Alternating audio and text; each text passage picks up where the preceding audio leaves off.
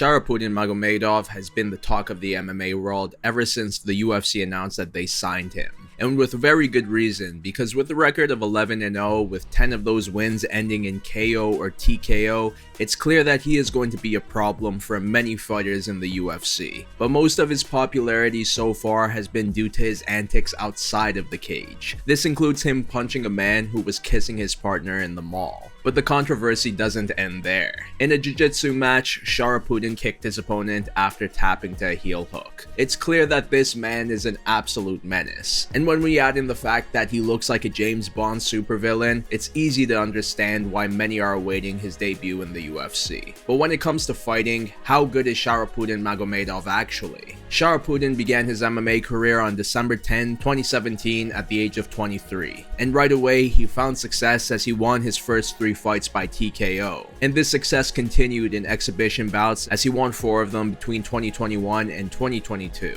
On October 6, 2021, Sharaputdin fought Yakub Kadiev. At the start, Sharaputdin delivered some brutal leg kicks, but credit to Yakub because he continued to press forward and connect with some shots of his own. Regardless, the kicks from Sharaputdin were devastating, especially once he began mixing up to the body, and overall, it was a great way to keep the distance from Yakub, who was putting on a lot of pressure, because Yakub was finding a lot of success by doing this. But then Sharaputdin got Yakub in the clinch, and this led to some brutal knees. This included a few to the body that hurt Yakub, and after some more shots, the ref stepped in. Following this win, Sharaputdin fought Mikhail Alekverdian. Mikhail was pressing forward immediately but ate a couple of kicks while at it. Regardless, he managed to press Sharaputdin against the cage. And here he tried to bring the fight down, and although at one moment it looked like he secured it, Sharaputdin bounced back up and the clinch work continued. For a while, Mikhail was holding Sharaputdin against the cage and connected with some punches. But overall, Sharaputdin defended well. And after connecting with some hard elbows and knees, he was able to separate from Mikhail. This led to some more kicks from Sharaputdin, and with a battered up Mikhail pressing forward still, he was left exposed to a huge left elbow that knocked him out.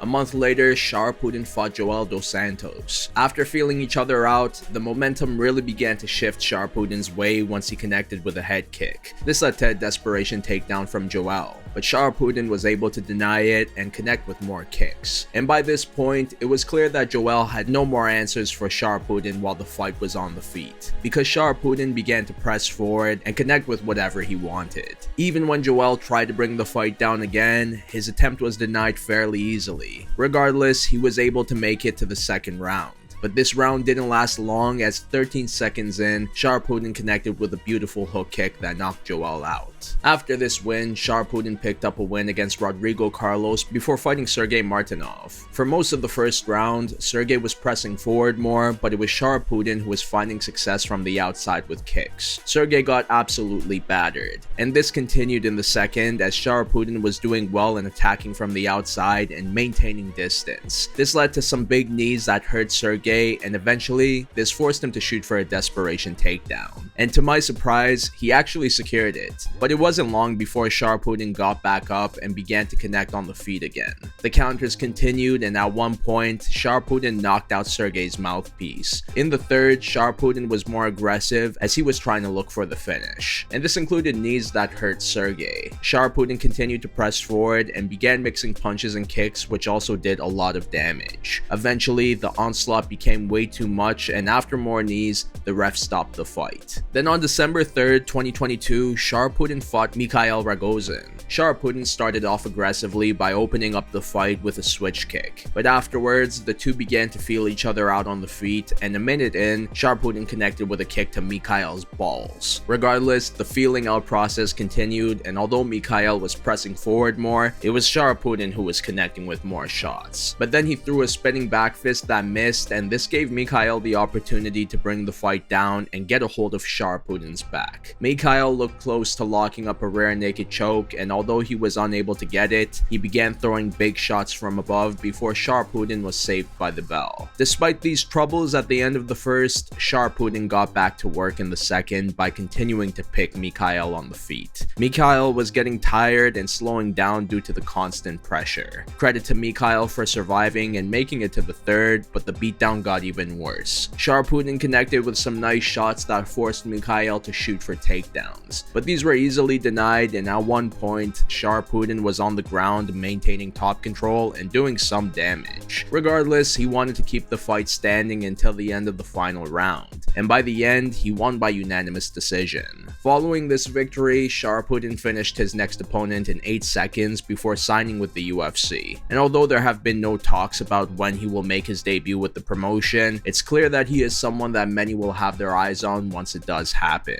So after going 11-0 in MMA, how good is Sharaputdin Magomedov actually? Ladies and gentlemen, the hype is real when it comes to this guy, and being undefeated going into the UFC is definitely a reason for this. But with 10 of his wins ending by KO or TKO, it wouldn't be too far-fetched to say that this guy is going to be a top guy in the UFC one day. He is legitimately a dangerous matchup for any, because wherever the fight goes, he controls the action, but of course, most of his work occurs on the feet. I don't think I've ever seen a fighter do so well with their back against the cage. Despite having most of his opponents stepping forward and putting the pressure on him, Sharaputdin never crumbled. He stayed there, took some shots at times, and countered with an array of shots of his own. His kicks were a great way for him to keep the distance and attack from the outside. He had insanely powerful kicks to the legs. That alone slowed down his opponents significantly. But then he would also attack to the body and head, and that too not only slowed down his opponents, but it also got him the finish. But even when his opponents closed the distance, Sharaputdin is still very dangerous, because once he gets a hold of the clinch, the knees begin raining into the body and head.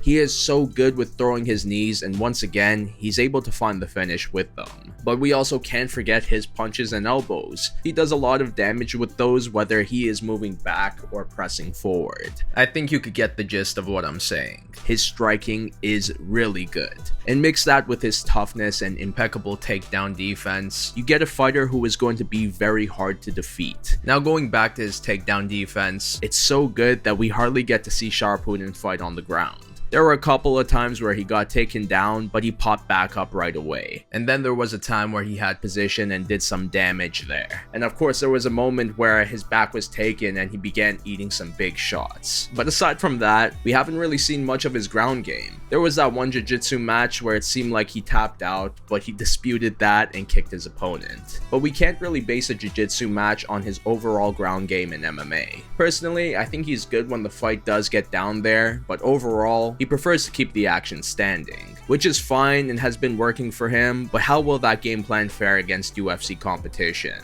I assume Sharaputdin will be competing at 170, and that division has so many strong wrestlers and grapplers. Will he be able to deny their attempts to bring the fight down, or will he be able to defend someone who's on top of him, trying to get the finish with ground and pound or submission?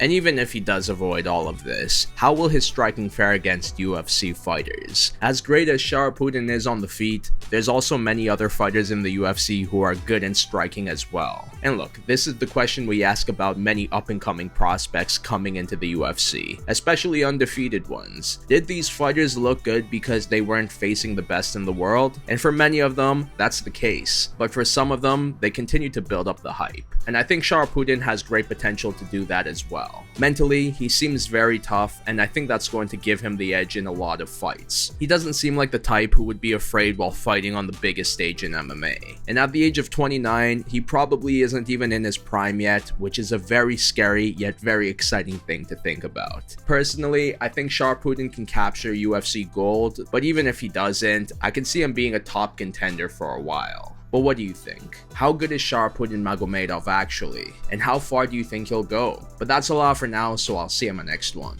Bye bye.